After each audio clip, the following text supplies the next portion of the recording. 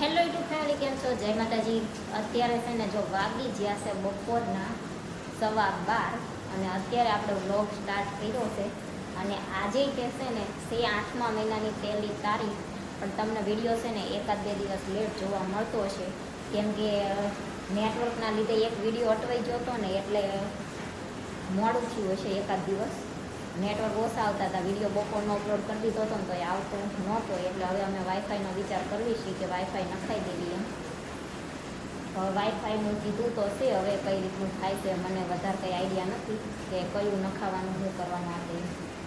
તો જયદીપે વાત કરી છે, હવે જેના વધારે અહીંયા નેટવર્ક આવતા હશે એ વાઈફાઈ કદાચ નખાવાનું હશે કે એવી કંઈક વાત કરતા હતા. અને યતરાજભાઈને છે ને આજે તે વરસાદની આગાહીના લીધે રજા છે અને કાલે છે રવિવાર, એટલે એ ભાઈને છે ને લાગત 3 દિવસની રજા છે. પણ એમને છે ને હોમવર્ક ફોનમાં આજ આવ્યું છે, કેમ કે પછી વરસાદના લીધે રજાઓ આવતી રહે તો ટાઈમસર જે અભ્યાસ પૂરો થવાનો હોય થાય નહીં, એક્ઝામ આવે તારે. એટલે આજ છે ને હોમવર્ક થોડુંક ફોનમાં આવ્યું છે, નહીં તો આટલા દિવસ નહોતું આવતું. અને અત્યારે છે ને વરસાદ ધીમો ધીમો, બહુ ફાંસી નહીં હાવ ધીમોય ને એ રીતનો શરૂ છે.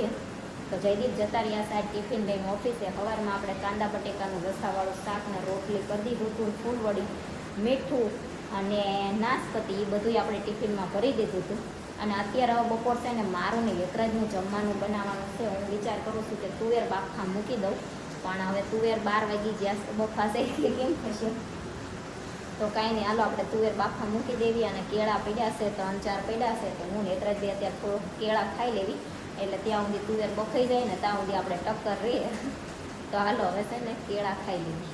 તો અત્યારે બપોરના વાગી ગયા છે 2:30 અને હું બેસી જઈશું જમવા. તુવેરનું શાક છે અને ઘીવાળી રોટલી છે, અને છાશનું હજી ઠેકાણું નથી, એવું થયું છે આજ.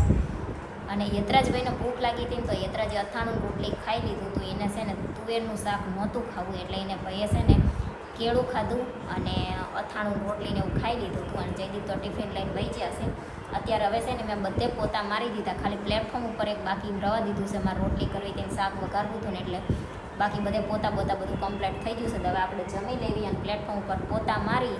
અને જો સામે ચોકડીમાં વાસણ પડ્યા છે, એટલા વાસણ છે એ ધોઈ નાખવી, પછી આપણે થોડીક વાર સૂઈ જાવી. અને ફાઇનલ અમે છે ને વાઈફાઈનું નક્કી કરી નાખ્યું છે.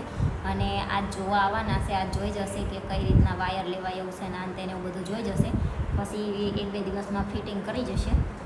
એટલે નેટવર્કના બહુ ઇસ્યુ થતા હતા, અને એની લીધે મારા વિડીયો ક્યારેક બનેલા હોય ને તોય તે અપલોડ નહોતા થતા અને અટવાતા હતા. અને અમારે બધાને છે ને નેટવર્ક હાટું થઈને થોડો પ્રોબ્લેમ થતો હતો.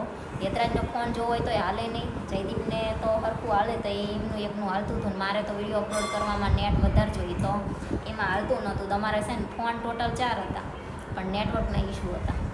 તો કાંઈ નહીં, હાલો હવે જમી લીધી. તો અત્યારે છે ને જો થઈ ગયા છે 2:45 અને આપણે છે ને જો જમી લીધું છે, 2:45 થયા છે. અને આ કાચ ને એક્રેલિક ને કબાટનો કાચ ને બધું હજી જો આમ નામ પડ્યું છે, હજી ફિટ કરવા આવતા નથી. તમને એમ થતું હશે કે આ હમણાં કા રસોડામાં તે વિડીયો બનાવે છે, પણ હોમ ટૂરનો વિડીયો બનાવવાનો આપણે બાકી છે ને, એટલે મને એમ થાય કે પછી હું અહીંયા વિડીયો ઉતારો તમને બધાને થોડું દેખાય જ, તો પછી હોમ ટૂરનો વિડીયો બનાવવાનો કંઈ મતલબ જ ના રહે. એટલે આપણે બધું નથી બતાવતા. તો હવે એની વાઈટ છે એ ફાઇનલ લગાવવા આવી જાય ને મૂકી જશે તો 2-3 દિવસથી. પણ આ કામમાં શું થાય, આવા બધા કામમાં છે ને જો પૂરું કરે ને તો ફટોફટ પૂરું થઈ જાય, અને ના પૂરું કરે ને તો આજ આવીને કાલ આવીને કરી અને ટાઈમ વયો જાય. તો લગભગ 15 થી 20 દિવસ તો અમારે કલરનું કામ આવેલું હતું, એ પહેલાંનું બંધ છે. તો 1.5 મહિનો થઈ ગયો, હજી કાચ ફિટ કરવા આવતા નથી. એટલે મહિના ઉપર 10 દિવસ જેવું તો કદાચ થઈ જ ગયું હશે. તારનું ફર્નિચરનું કામ બાકી છે, એ ખાલી કાચ હાટું થઈને એક્રેલિક હાટું થઈને અટવાણું છે. એ રીતે ઘરે તો આવી ગયું છે, પણ ફિટ કરવા નથી આવતા. તો હાલો 2:45 થઈ ગયા છે, જમી લીધું છે. હવે વાસણ ધોઈ નાખીને પ્લેટફોર્મ સાફ કરી નાખવી, પછી થોડીક વાર સૂઈ જઈશ. જો આપણે બપોર છે ને સૂઈને જાગીને ચા પાણી કર્યા, અને થોડું ઘણું કપડાં હંકેલવાનું ને એવું કામ હતું એ કર્યું. કપડાં કાલના જે હુકાણા કંઈ હંકેલે, આજના હજી કંઈ હુકાણા નથી. અને અત્યારે છે ને હું બેઠી છું ગેલેરીમાં. આજ સવારનો છે ને મારો વિચાર હતો કે સાંજે છે ને મોમોસ બનાવવા છે હું કરતી હતી, પણ અત્યારે મેં જોયું તો મેંદાનો લોટે નથી અને કોબી નથી.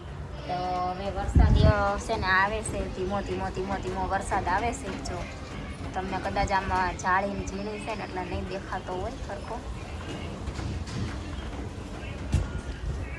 અને અમારે છે ને છત્રી હતી ને એ કલર કામ કરવાવાળા આવતા હતા ને એ એમની છત્રીને એવું કાંઈ લાયા નહોતા ને પલ્લીને જવાના હતા ને તે એમને આપી હતી તો બસ કીધું હતું કે તમે રહેવા દેજો એમ. એટલે અમારા ઘરે અત્યારે છત્રી છે નહીં અને યતરાજનો રેનકોટ છે તો યતરાજનો રેનકોટ કંઈ મને થાય નહીં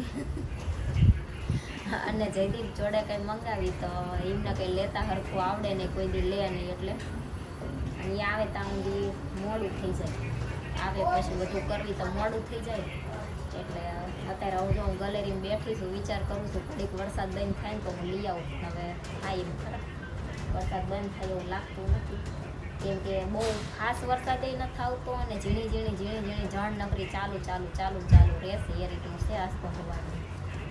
કાંઈ નહીં, હાલો હવે વરસાદ બંધ થાય તો આપણે લઈ આવશું, મોમોસ બનાવશું, નહીં મેળ આવે તો પછી બીજું કંઈક બનાવવું પડશે. હવે ઘડીક આપણે 15-20 મિનિટ જેવું વાઇટ જોવી જો બંધ થઈ જાય તો ભલે.